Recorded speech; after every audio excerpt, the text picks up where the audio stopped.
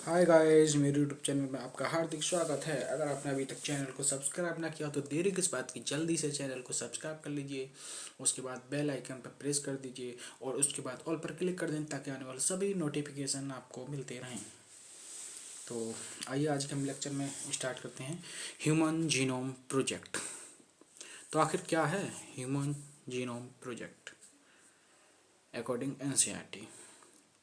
Total detail में हम समझेंगे, एनालॉजी से समझेंगे, डिफरेंट डेटा जो हैं, goals of HGP human genome project के जो गोल्स हैं उन सबको, जो पॉइंट वाइज हैं उनको भी याद करने के डिफरेंट ट्रिक्स समझेंगे। डेटा बेसिस बहुत ज़्यादा चीज़ें हैं इसमें, डेटा को याद करने के तरीके सीखेंगे बिल्कुल सिंप्लीफाइड लैंग्वेज में। तो आइए स्टार्ट करते हैं।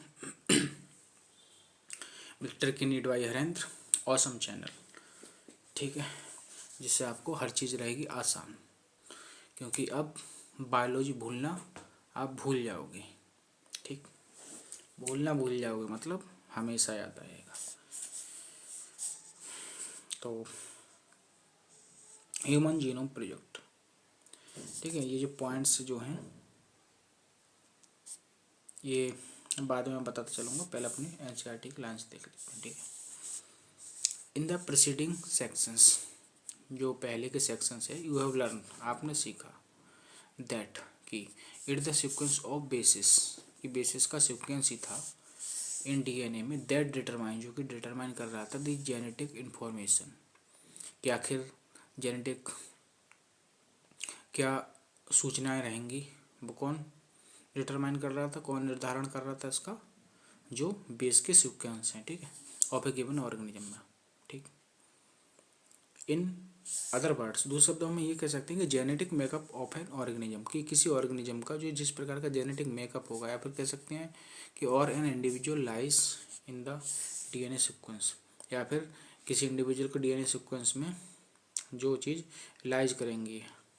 ठीक है, इफ़ टू इंडिविजुअल डिफर, यदि अगर दो इंडिविजुअल कोई डिफर हैं, आपस में विविधता अंतर दर्शाती हैं, तो then there DNA sequence should also be different, तो उनका डीएनए सीक्वेंस जो है ना वो भी डिफरेंट होना चाहिए। एट लीस्ट सम प्लेस, कम से कम चाहे कुछ स्थानों पर ही डिफरेंट क्यों ना हो, लेकिन उनके सीक्वेंस जरूर डिफरेंट जरूर होंगे। कहने का मतलब ये कहना चाह रहे हैं। दीज एजम्पशन, इस प्रकार की एजम्पशन है, जो अवधारणाएं हैं, lead to the quest of finding out, और इसी से हमको इस बात को फाइंड करने का मिलता है कि the complete DNA sequence of human genome, कि पूरा का पूरा ह्यूमन जीनोम के कंप्लीट डीएनए सीक्वेंस को फाइंडिंग आउट करना। ठीक है, with the stabilisement of genetic engineering, जैसे जैसे जेनेटिक इंजीनियरिंग का स्टेबलाइजमेंट हुआ, जेनेटिक इंजीनियरिंग स्थापित हुई, तो techniques were it was, genetic engineering techniques were, जब जहाँ की इट वाज पॉसिबल हो पाया टू आइसोलेट करना and clone any piece of DNA. ठीक है, जैसे आरी मतलब रेस्ट्रिक्शन एंडी न्यूक्लियस वगैरह की जब डिस्कवरी हुई, ठीक है, तभी तो हम ये पॉसिबल हो पाया कि भाई डीएनए का कैसे कैसे कट करके अलग कर पाए हैं। ठीक है, आइसोलेशन वगैरह कैसे कर पाए हैं, वो तभी तो पॉसिबल हुआ जब जेनेटिक इंजीनियरिंग में इम्प्रूवमेंट हुआ। ठीक है, एंड स्टेबलाइजमेंट हुआ, इम्प्रूवमेंट की बात छोड़ो, स्टेबलाइजमेंट हुआ, and availability of simple and fast techniques, और उसके बाद हमको मिली कुछ, हमको सिंपल टेक्निक्स मिली, कुछ फास्ट टेक्निक्स मिली for determining DNA sequence, DNA में जो सीक्वेंस है उसको निर्धारित करने के लिए। ये वेरी एम्बियस प्रोजेक्ट और बहुत ही ज़्यादा महत्वाकांक्षी एक प्रोजेक्ट रहा है ऑफ सीक्वेंसिंग ह्यूमन जीनोम को सीक्वेंस करने के लिए। और वो जो बाज लॉन्च, जो कि लॉन्च हुआ था कब, इन द ईयर 1990 मतलब 1990 में। ठीक है, human genome project HGP was called a mega project, human genome project कहा गया, एक मेगा प्रोजेक्ट बोला गया, मतलब छोटा मोटा प्रोजेक्ट नहीं था, मेगा प्रोजेक्ट बोला गया।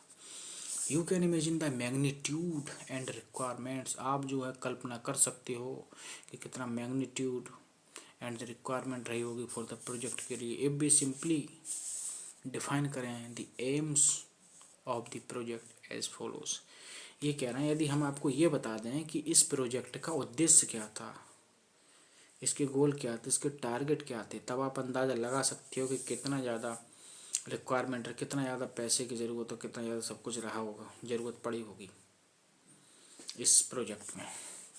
जैसा कि ये बताने जा रहे हैं कि क्या जो था एम क्या थे। तो human genome is said to have approximately 3 × 10⁹ base pair. अब आपके को समझ में आ रहा है।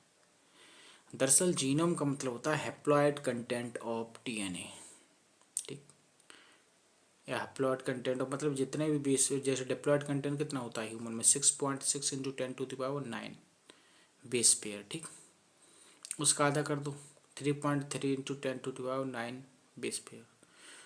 तो उसी को तो ये अप्रॉक्सीमेटली 3 × 10⁹ बेस पेयर बोल रहे हैं, 3.3 × 10⁹ बेस पेयर को बोल रहे हैं, ये अप्रॉक्सीमेटली 3.39 बेस पेयर।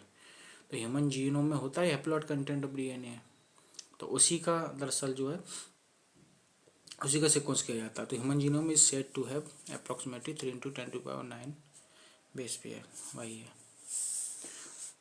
चूँकि 3.3 × 10⁹ बेस पेयर होते हैं ना वैसे, तो उसको अप्रॉक्सीमेटली बोल देंगे। And if the cost of sequencing required is, ये कह रहे हैं यदि सिक्वेंस करने की अगर कीमत की बात की जाए तो वो हो अगर इज $3 पर बेस पेयर। अगर एक बेस पेयर को सिक्वेंस करना है, केवल एक बेस पेयर को, तो $3 अगर लग रहे हों, मतलब पर बेस पेयर की कीमत $3 अगर हो, कौन से US डॉलर, यूरो डॉलर नहीं, यूरो डॉलर तो और ज़्यादा महंगा उसकी कीमत होती है, ठीक है, US डॉलर की बात चल रही है। US डॉलर अगर 3 पर बेस पेयर लगे तो the estimated cost in the beginning, तो हम एक अनुमानित जो कीमत जो कि शुरुआत में आई थी, ठीक है, शुरुआत की बता रहे हैं कि कोई महंगाई तो हर साल बढ़ रही ना, क्योंकि 13 साल तक 13 साल तक जो था पहला चरण, तक 2 बार लग गया था इसलिए एक तक को मैंने काट दिया, 13 साल तक पहला चरण ही चला था, तो हर साल महंगाई तो बढ़ी होगी ना, ये तो शुरुआत थी। तो वो शुरुआत के अनुसार बता रहा है कि भाई जब स्टार्टिंग की बात थी तभी लग रहे थे, पर बेस पेयर के लिए $3 लग रहे थे। अब आप जो कैलकुलेट कर चुकते हो भाई कि टोटल बेस पेयर कितनी थी, 3 अरब, 10⁹ को मैंने बताया भी था पहले, अरब बोलते हैं, ठीक, तो 3 लग रहे हैं एक को, तो 3 अरब को कितने लगेंगे, सिंपल सी बात है 9 अरब लगेंगे, 9 अरब डॉलर, वो भी US डॉलर लगेगा 9 अरब, ठीक है। अगर अभी के हिसाब से देखा जाए तो अभी की लगभग कीमत 80, 82, 83 ऐसा चल रहा है, ठीक है, एक US डॉलर की वैल्यू रुपए में। अब आप मल्टीप्लाई कर सकते हो 80 से 82 से अप्रॉक्स, तो कितना पैसा बनेगा इंडिया करेंसी में, इंडियन करेंसी में, ठीक है। हाल फिलहाल हम डेटाबेस समझते हैं। तो ये कह रहा है कि अब ये the total estimated cost of the project would be approximately कितनी हो जाएगी, $9 बिलियन। मल्टीप्लाई कर लो, सिंपल सी बात है, एक बेस पेयर में लग रहा है 3, तो 3 अरब में कितना लगेगा 9 अरब, भाई बोला 9 बिलियन। फर्दर इसके बाद इफ द ऑब्टेन्ड सीक्वेंस बर टू बी स्टोर्ड, फर्दर जो है इफ द ऑब्टेन्ड सीक्वेंस, जो सीक्वेंस ऑब्टेंड किया गया बट टू बी स्टोर्ड करेंगे अगर हम इन टाइप फॉर्म इन बुक्स, ये कह रहे हैं कि जितना भी जो है हमें सीक्वेंस मिला उसको अगर हम स्टोर करना चाह रहे हैं वो भी टाइप्ड फॉर्म में, कि किताबों में टाइप करके लिख दें जो भी इन्फॉर्मेशन मिली है, तो एंड और ऐसी किताबों में अगर हम रखना चाह रहे हैं, and if each page of the book contents 1000 page, और वो किताब ऐसी हो कि उसका प्रत्येक पेज पर, each page of the book contents 1000 letter, और कि प्रत्येक पेज पर 1000 लेटर हो, कितने हो 1000 letter, and each book content 1000 pages, अब प्रत्येक बुक में ऐसे 1000 पेज हों, ठीक है। तो ऐसी कितनी किताबों की जरूरत पड़ेगी पता है, केवल एम्प्लॉयर कंटेंट के जो सीक्वेंस वो आए उसका डेटा रखने के लिए, तब देन 3300 मतलब 3300 such books would be required to store the information of DNA sequence from a single human cell से, ठीक है। हाँ, ये अंडरस्टोर होना चाहिए मेन चीज़, देखो ये अंडरस्टोर होना चाहिए कि एक सेल में genome that is haploid content का ही सीक्वेंस करते हैं, तो एक सेल का खर्चा, मतलब उसकी बात चल रही है केवल, ठीक है, ये ध्यान रखना,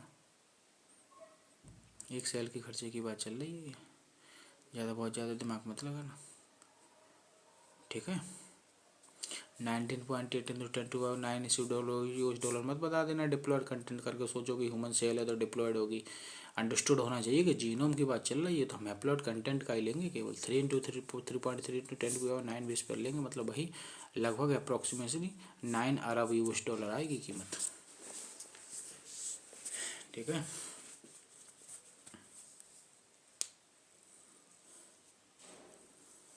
ठीक है। What we required to store the information of DNA sequence from a single human cell। ठीक है। ठीक। अच्छा देखो, इसको रटने की जरूरत नहीं है। देखो इन्हीं की सबकी मल्टीप्लाई कर दो। 3300 किताबें हैं, 1000 पेज हैं, और प्रत्येक पेज पे 1000 लेटर हैं। ठीक है। तो एक लेटर एक बेस पेयर को रिप्रेजेंट कर रहा है। ठीक है। तो टोटल लेटर कितने हो गए इन 3300 किताबों में? 1000 गुणा 1000 गुणा 3300 कितना बनेगा? 3.3 इंटू 10⁹ मतलब 3.3 अरब। अरे इतने ही तो बेस पेयर थे, तो इतने ही लेटर। टोटल लेटर कितने हैं? उतने ही लेटर चाहिए। लेटर से रिप्रेजेंट कर रहे हैं उसको बेस पेयर को, सिंपल। ठीक, सही है। रिक्वायर्ड पेज समझते हो ना? पेज का मतलब जैसे ये है, ये पूरा। ठीक है। ये पृष्ठ होता है, जैसे कहें कि एक पृष्ठ इसका ये है, एक सरफेस ये है, एक सरफेस ये है, लेकिन ये पूरा पेज है। मतलब 3300 किताबें हों, प्रत्येक किताब में ऐसे इस तरीके से 1000 पेज हों। जैसे ये पूरा मैं जो पकड़े हुआ हूँ, एक में गिना जा रहा है, उसकी दोनों साइड एक में ही आ रही है। ठीक है। क्योंकि ये तो सरफेस है ना, पृष्ठ। पेज तो ये पूरा है ना। ठीक है। तो इस तरीके से बोला जा रहा है। सही।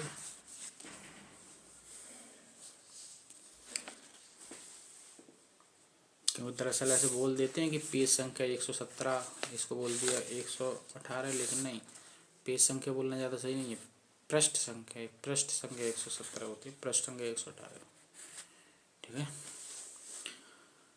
तो बाकी आप समझ गए होंगे। ठीक है। और यहाँ तक हो गए। रीजन समझ गए ना क्यों इतना लिया गया? इनकी सबकी मल्टीप्लाई कर दो, एक लेटर एक बेस पेयर को रिप्रेजेंट कर रहा है, इसलिए ये लिया गया। इतनी किताबें जरूरत पड़ी। अब अगर भूल रहे हो तब भी आप निकाल लो कंसेप्चुअली हर चीज़। The enormous amount of data expected to be generated also necessitated. आप जी कह रहे हैं कि इतना ज़्यादा यार डेटा जो है, जो एक्सपेक्टेड किया जा रहा है, जनरेट हो रहा है, तो भाई उसके लिए use of high speed computational devices high speed वाले चाहिए ना, फॉर डेटा स्टोरेज के लिए। एंड रिट्राइवल, ठीक है, और रिट्राइवल चाहिए, एंड एनालिसिस होनी चाहिए उसकी अच्छे से। ठीक है। HGP भाई शॉर्ट फॉर्म में ह्यूमन जीनोम प्रोजेक्ट की। ह्यूमन जीनोम प्रोजेक्ट नाम क्यों ह्यूमन जीनोम प्रोजेक्ट? क्योंकि इसमें हम ह्यूमन के ही हैप्लॉइड कंटेंट DNA का सिक्वेंसिंग कर रहे हैं। ठीक है। Human genome project was closely associated with the rapid development of new area in biology. अब ये कहना है कि ह्यूमन जीनोम प्रोजेक्ट जो है बहुत ही ज़्यादा क्लोजली रूप से एसोसिएटेड था किससे? कि बायोलॉजी में एक नया एरा डेवलपमेंट हो रहा था, उस एरा का नाम था बायो इन्फॉर्मेटिक्स।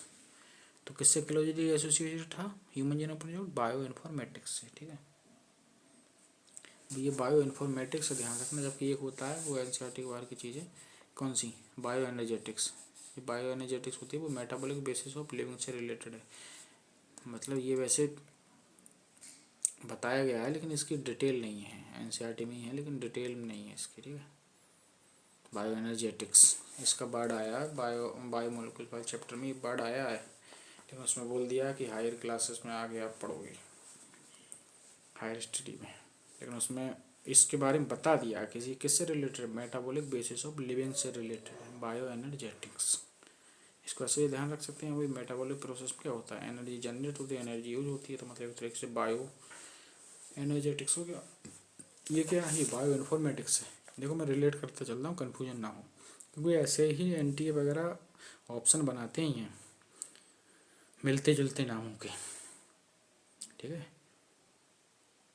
क्वेश्चन पूछ लेगा कि ह्यूमन जीनोम प्रयोग was closely associated with, option बना देगा bio informatics, bio energetics, both third बना देगा नन ऑफ दिस, तो क्या होगा बायो इन्फॉर्मेटिक्स। ठीक है, वो बायो एनर्जेटिक्स, ये बायो इन्फॉर्मेटिक्स। ठीक, सिंपल सी बात है, इसे ध्यान रख सकते हो कि यार इन्फॉर्मेटिक्स नाम ही बता रहा है कि एकदम इन्फॉर्मेशन से संबंधित, और ह्यूमन जीनोम प्रोजेक्ट में भी तो हम इन्फॉर्मेशन को इकट्ठा कर रहे हैं, सिंपल सी बात है। तो किससे एसोसिएटेड होगा, बायो इन्फॉर्मेटिक्स से होगा, क्लोजली एसोसिएटेड, सिंपल सी बात है। ठीक है, ठीक है, ये देखो मैंने सब मल्टीप्लाई करके बताया, 1000 गुणा 3300 पूरा निकल कर वही आ रहा है, उतने लेटर मतलब उतने बेस पे सिंपली। ठीक है, इसका मतलब एक पेज दोनों पृष्ठों को मिलाकर ही बोलते हैं, सिंपल सी बात है। क्योंकि एक पेज में 2 पृष्ठ होते हैं ना, मैं समझा दिया, जैसे कोई पेज फाड़ने को कहता है तो पूरा ही फाड़ते हैं ना, सिंपल सी बात है। पृष्ठ तो यही देख सकते हैं कि जैसे ये देखते हैं 118 है तो दूसरी साइड का 117 था। ठीक है, तो वो मैंने सब समझा दिया आपको। कुछ लोग कन्फ्यूज होते हैं ना इस चीज़ में, वो बता दे रहा हूँ आपको। कुछ लोगों को पेज और पृष्ठ कन्फर्म नहीं होता है, पेज क्या होता है पृष्ठ क्या होता है। ठीक है, अब गोल्स देखते हैं, आखिर गोल क्या थे ह्यूमन जीनोम प्रोजेक्ट के, गोल्स क्या थे।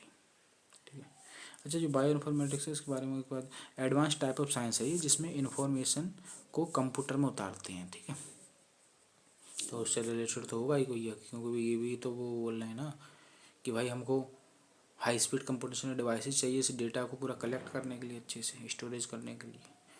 तो बायो इन्फॉर्मेटिक्स क्या होती है, एडवांस टाइप ऑफ साइंस होती है जिसमें इन्फॉर्मेशन को कंप्यूटर में उतारते हैं, सिंपल। अच्छा गोल क्या थे ह्यूमन जीनोम प्रोजेक्ट का, आखिर इसका उद्देश्य क्या था। तो उद्देश्य क्या थे, नीचे सभी goal, some of the important goals of the human genome project by follows, important बात। नीचे जितने ये लिखे नहीं वो सब गोल नहीं है, उसमें से कुछ गोल एनसीईआरटी ने बताए हैं। ठीक है, भाई मैं कह रहा हूँ कि नीचे सभी गोल नहीं है, कुछ हैं। ठीक है, सभी गोल नहीं बताए एनसीईआरटी, कुछ ही बताए हैं। ठीक है, ठीक है, ये देखो याद करने के लिए एक तरीका कि कितने गोल थे, 6 गोल बताए एनसीईआरटी ने। के सिनोनियम्स टारगेट, इसका सिनोनियम्स होता है गोल्स का टारगेट में 6 लेटर होते हैं और 6 उद्देश्य है। ठीक है,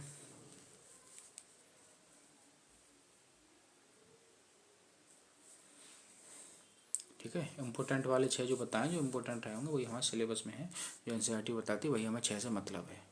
सम बोला है भले से कि कुछ गोल हैं ये हैं, और भी रहे होंगे, लेकिन जितना एनसीईआरटी में दिया है वही हमारे काम के हैं, उसी से पूछा जाएगा। ठीक, तो गोल में पहला गोल क्या है, पहला गोल ये था कि भैया इनका पहला उद्देश्य ये था ह्यूमन जीनोम प्रोजेक्ट का कि ह्यूमन डीएनए में जितने भी लगभग जीन पाए जा रहे हैं सभी जीनों को पहचानो। पहले बात तो सिंपल, सब सादा सादा भाषा में समझो, बिल्कुल रिलैक्स होकर के, ये कॉम्प्लिकेटेड लैंग्वेज में मत जाओ, सिंपल सी बात है, अपना रिलैक्स होकर के बुक से अलग निगाह हटा करके फील करके देखो। क्योंकि एग्ज़ाम टाइम में हम जिस एग्ज़ाम में जिस प्रेशराइज कंडीशन में होते थे हमारे सामने बुक नहीं होती है, हम रिलैक्स होकर ही आंख बंद करके चिंतन मनन करके सोचते हैं, तभी चीज़ें याद आती हैं।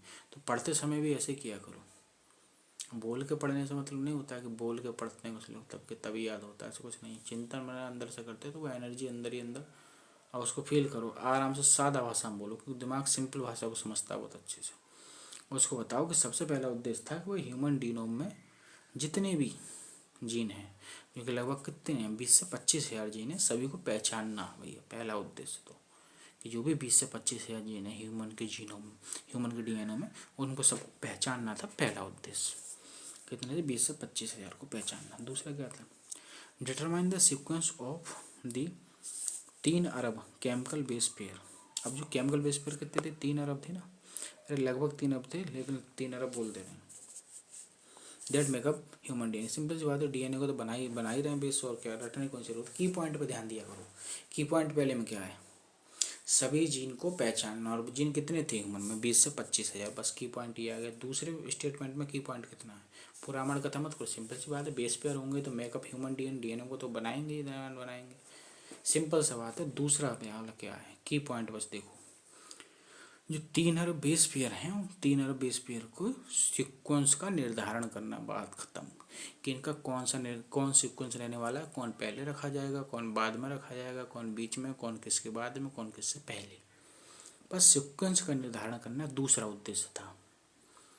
3 अरब 20 पेयर को सीक्वेंस निर्धारण करना दूसरा था। पहला क्या था, सभी जीनों को पहचानना, बात खत्म। तीसरा क्या था, तीसरा था store this information in database. अब जितनी भी हमको सूचना मिली उसको डेटाबेस इकट्ठा करना, तीसरा।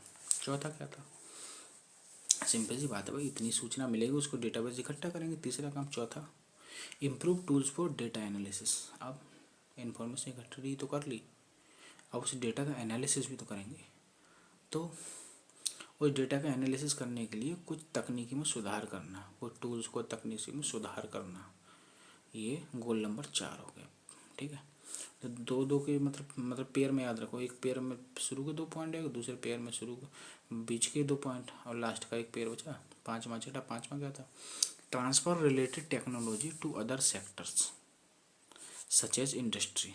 अब देखो, इस प्रकार की रिलेटेड टेक्नोलॉजी उनको ट्रांसफ़र करना, कहाँ को सेक्टर में भी पहुँचाओ, जैसे उद्योग वगैरह हैं, कारखाने वगैरह हैं, उनमें भी पहुँचाओ इस टेक्नोलॉजी को। ये उद्देश्य था कि भाई उद्योगों में, कारखानों में भी पहुँचाओ इस टेक्निक को। ये था 5वां उद्देश्य।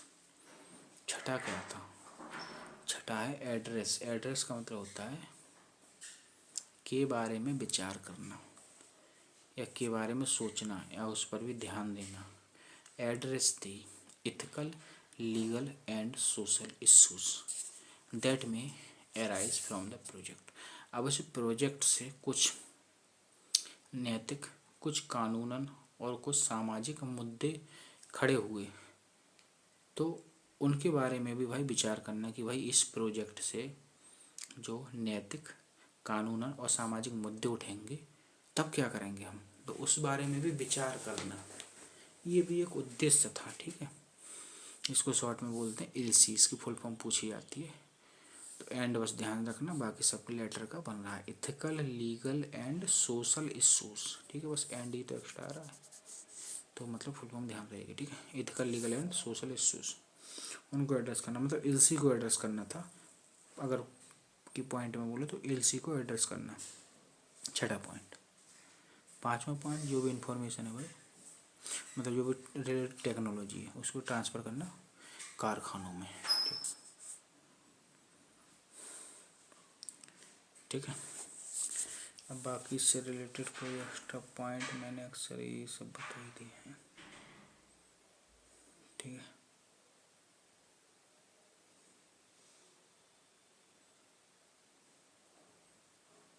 ठीक है, देखो यहाँ मैं एक चीज़ और डिफ्रेंशिएट करते चल रहा हूँ क्योंकि आगे आपको कन्फ्यूजन ना हो। जैसे आगे एक चीज़ है कि सैलिएंट फीचर हैं ह्यूमन जीनोम के, सैलिएंट फीचर।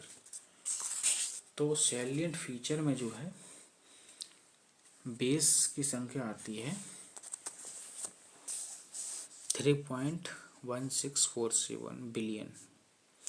और यहाँ क्या कह रहे हैं, गोल में कह रहे हैं कि निर्धारण कितने सीक्वेंस का कर रहे हैं, 3 बिलियन का। तो ये कह सकते हैं कि वहाँ पर कि उसमें से 3 बिलियन जोड़ियों के सीक्वेंस का निर्धारण करना था, इनमें से 3 बिलियन। तो गोल का अलग से ध्यान रखना, वो जो सैलेंट फीचर वो अलग चीज़ है। ठीक है, गोल में आप 3 बिलियन ही बोलना। ठीक, अब ये मैंने ऐसे लिख दिया था, स्टीफन हॉकिंग काफ़ी फेमस और बहुत ही ज़्यादा ग्रेट साइंटिस्ट कहे जाते हैं। तो 2018 में इनकी डेथ हुई थी, 14 मार्च 2018 में। 1948 का इनका जन्म का समय है। ठीक है, बाकी कोई काम की चीज़ नहीं है, बस ऐसे लिख दिया था मैंने यहाँ पे, पता चला था तो 2018 में। ठीक,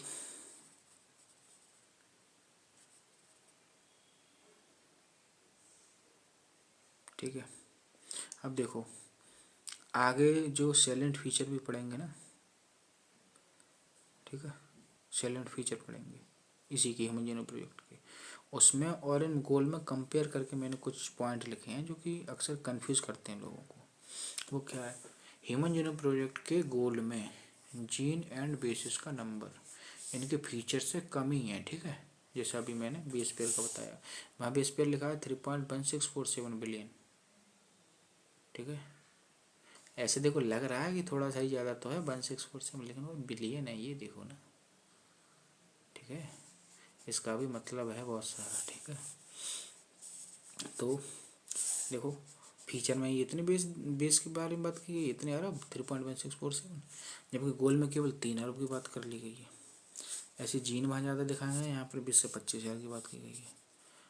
तो कम ऐसे याद रखें कि फिलोसफिकली ऐसे याद रखें कि हमारे जो फ्यूचर होते हैं ना, उनकी तुलना में कम ही टारगेट एडवाइस मतलब अचीव कर पाते हैं। हम ऐसे ध्यान रखो कि जो हमारे फीचर होते हैं, हम अपना अक्सर अपना फुल पोटेंशियल नहीं दे पाते हैं। मतलब जो हमारा फीचर है उसके कंपेयर में हम कम ही टारगेट को अचीव कर पाते हैं ज़िंदगी में, अपना फुल पोटेंशियल कम ही दे पाते हैं। ऐसे याद रखने के लिए कि गोल कम है, टारगेट कम अचीव कर पा रहे हैं, और फीचर ज़्यादा है हमारे अंदर, हमारा पोटेंशियल। याद के लिए ये, ठीक है, ज़रूर थोड़ी है। कुछ लोग अपना पोटेंशियल पूरा यूज करते हैं 100% अच्छे से, याद के लिए, ठीक है। अब देखो और भी इसके बारे में। The human genome project was a 13 year project, 1990 से 2003 तक चला था ये, ठीक है। 13 साल का प्रोजेक्ट था सब। कोऑर्डिनेटेड बाई दी, किसके द्वारा कोऑर्डिनेट किया गया था? यूएस डिपार्टमेंट ऑफ एनर्जी, ऊर्जा के यूएस डिपार्टमेंट, ठीक है। और कहाँ का था?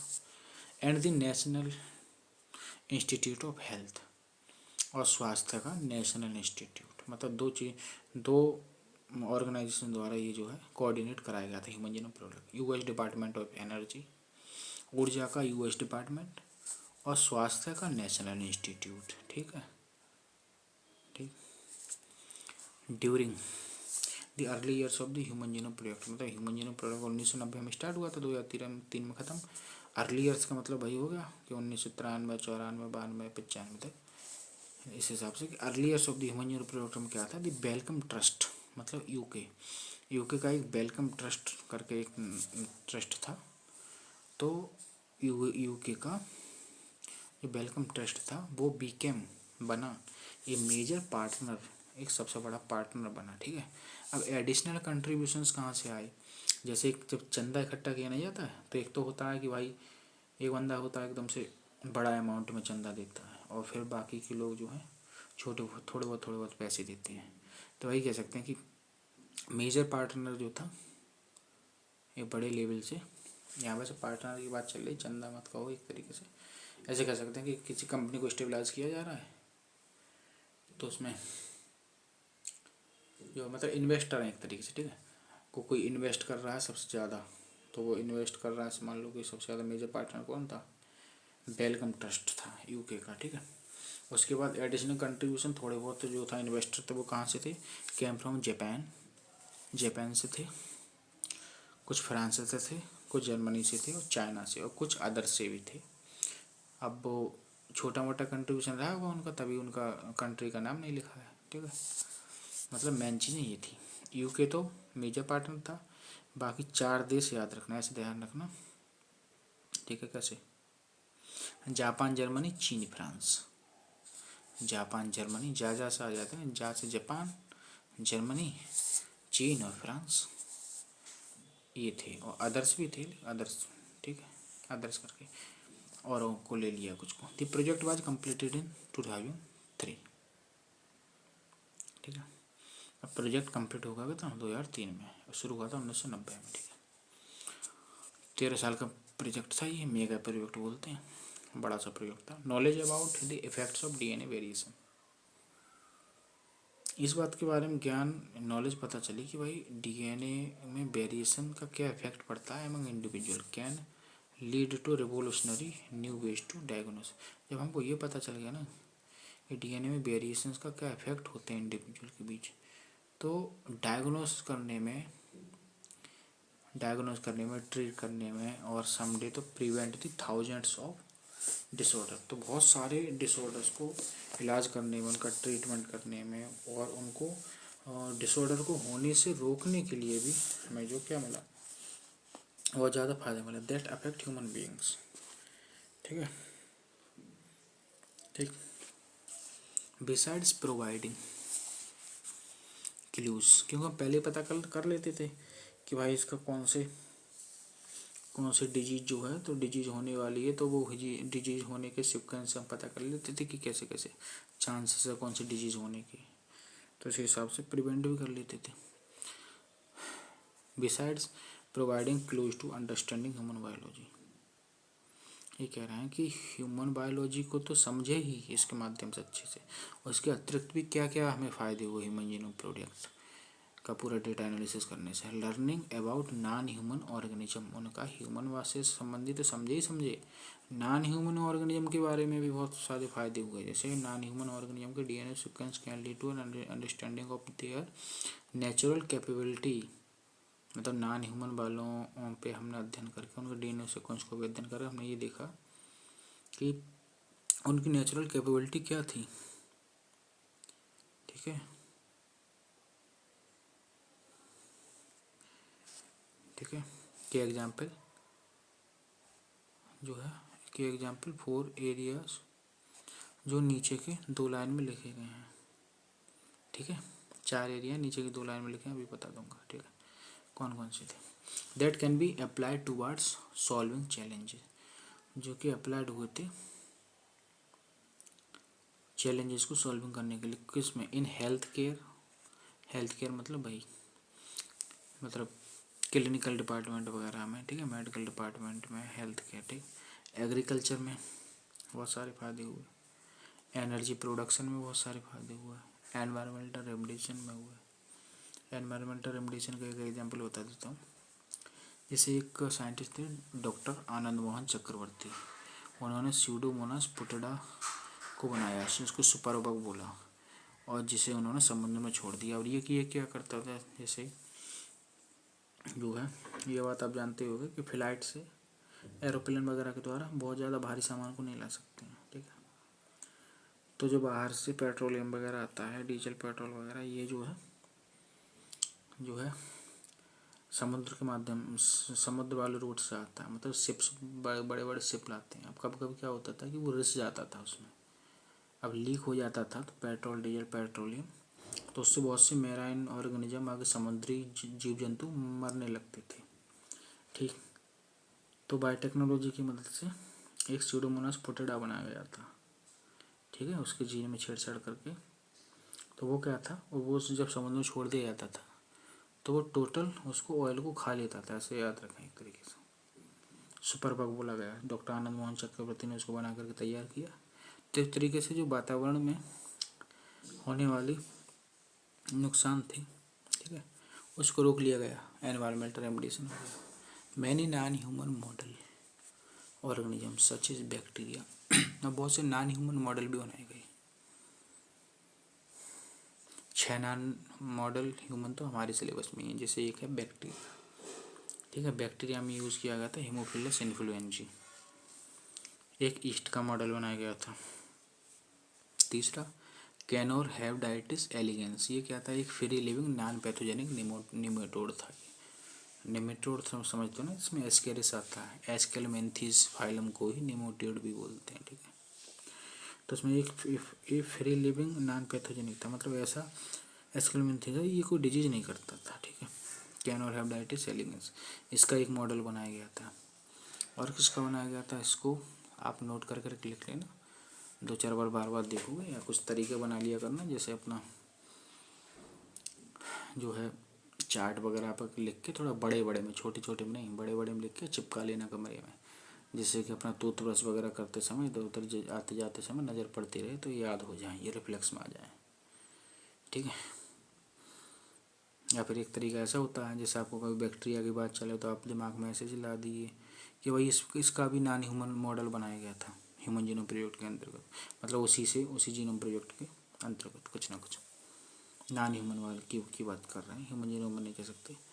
ईस्ट की बात चले तो दिमाग में आ जाना चाहिए कि हाँ, इस पे ये भी ह्यूमन जीनोम प्रोजेक्ट से रिलेटेड है, मतलब उसी टाइप के उसका भी बनाया गया था। एस्केलेमेंथिस की बात करें तो कैनोर हैवडाइटिस एलिगेंस दिमाग में आ जाना चाहिए। ड्रोसोफिला जहाँ का भी पढ़ो दिमाग में आ जाना चाहिए कि हाँ, इसका भी ह्यूमन जीनोम प्रोजेक्ट की तरह कुछ बना था। जी फ्रूट फ्लाई होती है। ठीक है, तो 1 2 3 4 तक यहाँ तक हो गए। अब प्लांट्स में कौन कौन से थे, प्लांट्स में एक चावल के प्लांट, धान जिसे कहते हैं, एंड अरबिडोप्सिस बनाया, ETC, मतलब और भी बनाएगा, लेकिन 6 का एग्जाम्पल एनसीईआरटी में दिया है, क्लियर नाम बता करके हैव आल्सो बीन सीक्वेंस्ड, उनके भी जीनोम को सीक्वेंस किया गया है। ठीक है, ठीक है।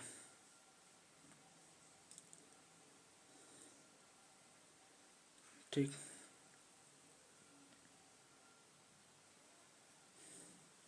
नेचुरल कैपेबिलिटी, ठीक, हाँ वो बाद में देखते हैं, पहले फिलहाल यहाँ से। मैथडोलॉजीज का मतलब क्या है? कार्य प्रणालियाँ, कि आखिर कार्य प्रणाली क्या थी इसकी। तो कार्य प्रणाली समझो, इसका तरीका बना दिया मैंने। बहुत ज़्यादा क्वेश्चन पूछा, बहुत ज़्यादा कन्फ्यूजन होता है लोगों को जब स्टेटमेंट आते हैं, क्योंकि यह ऐसा टॉपिक चल रहा है इसमें इंसान का मतलब स्टूडेंट का दिमाग ही काम करना बंद कर जाता है कि क्या कहना चाह रहा है यार, पता नहीं ये स्टेटमेंट रॉन्ग है राइट है। लेकिन मैंने इसके भी तरीके बना दिए। देखो मेथडोलॉजी क्या थी इसकी, कार्य प्रणालियाँ। The methods involve two major approaches. इस मेथडोलॉजी में दो मेजर अप्रोचेस थे। एक कैसा था? One approach focused on identifying all the genes that are expressed as RNA. पहला अप्रोच क्या था? पहला अप्रोच ये था कि सभी के सभी जीनों को पहचानना था। कौन सभी के सभी जीन?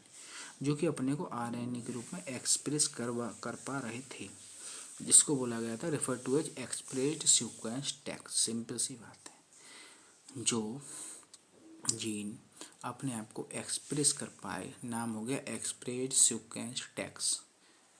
शॉर्ट फॉर्म में बोलते हैं ESTS, ये एस लास्ट वाला छोटा है, ठीक है। अदर टुक द ब्लाइंड, एक तो ये था, ठीक है, कि केवल उन्हीं जीन को, उन्हीं केवल सभी जीन को, सभी पे ज़्यादा दिमाग में लगाइए आप सभी दिमाग में लगाइए कि केवल उन्हीं जीन को जो कि अपने को एक्सप्रेस कर पा रहे थे, केवल उन्हीं का सीक्वेंसिंग करना। एक तो ये तो पहला अप्रोच था, ठीक है। कहने का मतलब कि जितने पार्ट का ट्रांसक्रिप्शन हो पा रहा हो, ठीक है, बस उतने का ही सीक्वेंस करना था, पहला अप्रोच। दूसरा अप्रोच क्या था? The other took the blind approach. दूसरा क्या था? अंधे होकर के, ऐसे ध्यान रखो। ब्लाइंड अप्रोच बोला ही इसलिए गया, जैसे मैं बोल रहा हूँ, याद रखने की बात नहीं है। ब्लाइंड अप्रोच इसको बोला ही इसी वजह से गया है। Of simply sequencing the whole set of genome. इसमें क्या कराया गया? इसमें ये नहीं देखा गया कि कौन जो सीक्वेंस, जो जीन केवल एक्सप्रेस हो रहे हैं, केवल उन्हीं को हम सीक्वेंस करें। इसमें पूरे के पूरे सेट को, जीनोम को पूरे सेट को सीक्वेंस किया गया। That content all the coding and non coding sequence. उसमें कोडिंग हो नॉन कोडिंग हो, सब के सब को सीक्वेंस कर दिया अंधे होकर के। ये नहीं देखा कि हमें केवल बस जो एक्सप्रेस कर रहे हैं उन्हीं जीन्स को करें सीक्वेंस, नहीं, कोडिंग नॉन कोडिंग सभी को एक तरफ से कर डाला सीक्वेंस। सीक्वेंस मतलब सीक्वेंस में लगाना। एंड लेटर, और बाद में असाइनिंग बताए गए different region in the sequence with function. और बाद में जो है ये बताए कि इन सीक्वेंसेस का ये काम है, इन सीक्वेंस का ये काम है, ठीक है। A term refer to a sequence annotation, और जिसको बोला गया सीक्वेंस एनोटेशन। तो सीक्वेंस एनोटेशन में शॉर्ट में बोल सकते हैं SA, ठीक है। अभी ऐसी बात कहाँ आती है पता है? ऐसे सीक्वेंस एनोटेशन वहाँ आती है जहाँ अंधे होकर के ब्लाइंड अप्रोच वाले में आता है, पूछा जाता है। याद कैसे रखोगे?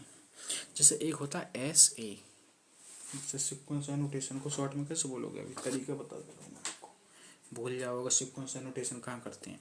ब्लाइंड अप्रोच वाले में, जिसमें कोडिंग नॉन कोडिंग कुछ देख ही नहीं रहे, सभी को एक तरफ से सीक्वेंसिंग कर दे रहे हैं उसमें। या फिर जहाँ केवल एक्सप्रेस सीक्वेंस टेक्स्ट के केस में, जहाँ की केवल जो जीन्स अपने आप को एक्सप्रेस कर पा रहे हैं, केवल उन्हीं का सीक्वेंसिंग करना। तो कहाँ करते हैं? ऐसे। देखो सीक्वेंस एनोटेशन को शॉर्ट में मैंने कहा था ऐसे बोल सकते हैं, ठीक है। ब्लाइंड अप्रोच वाले केस में ये कैसे यूज, कैसे ध्यान रखेंगे कि इसको ब्लाइंड अप्रोच वाले में करते हैं। देखो एक होता है ऐसे, ESSEY। ऐसे मीन्स होता है निबंध। हिंदी क्या होती है इसकी? निबंध। ऐसे तो जानते होगे ना, बचपन में लिखते थे गाय पर निबंध लिखिए, अपने फ्रेंड पर निबंध लिखिए, उसके बारे में लिखते थे, क्वालिटीज वगैरह लिखते थे, ठीक है।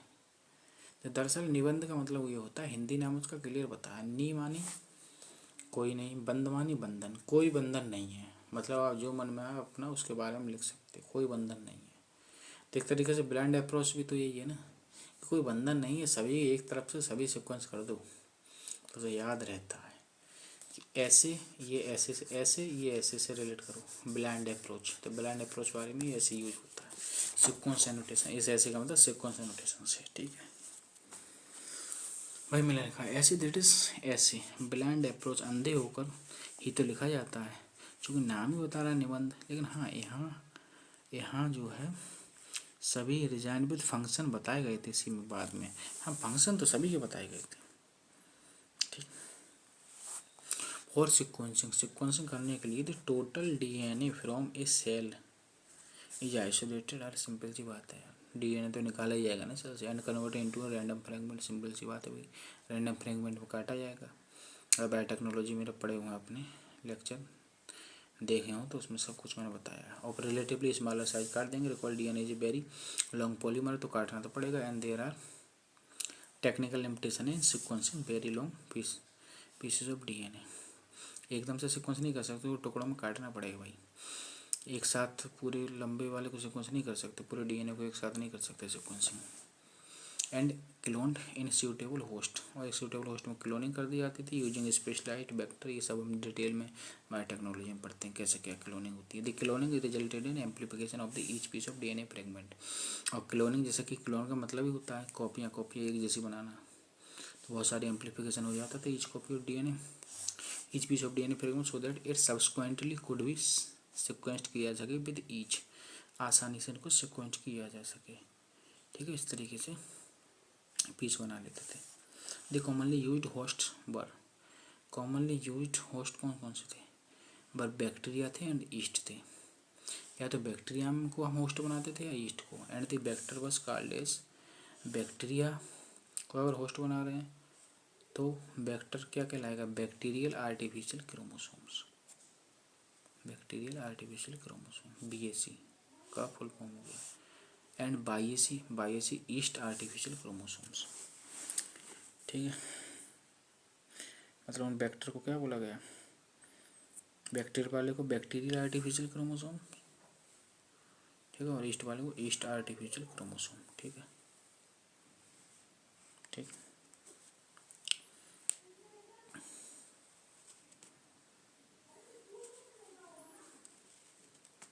बाकी का जो है ये हो गया, यहाँ से एक्स्ट्रा से पढ़ ही लिया। चलो बाकी का जो है अगली वीडियो में देखते हैं। अगर वीडियो जो अच्छी लगी तो वीडियो को लाइक करें, कमेंट करें, शेयर करें ज़्यादा से ज़्यादा फ्रेंड के साथ, ताकि सभी को इस वीडियो का फ़ायदा मिल सके। बाकी वीडियो देखने के लिए बहुत बहुत धन्यवाद, बने रहिए।